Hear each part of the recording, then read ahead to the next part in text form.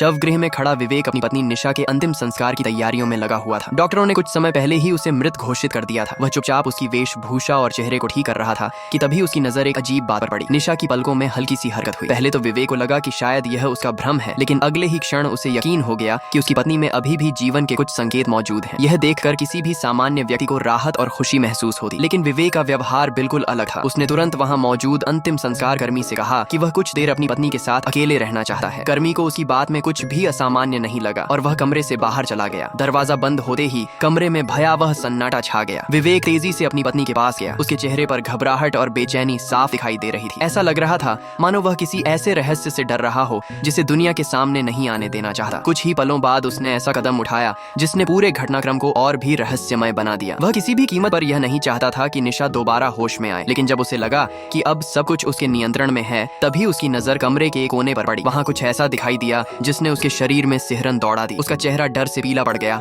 और वह जड़ होकर खड़ा रह गया। जिस सच को वह हमेशा के लिए दफन समझ रहा था, शायद वह अब उसके सामने लौटने वाला था।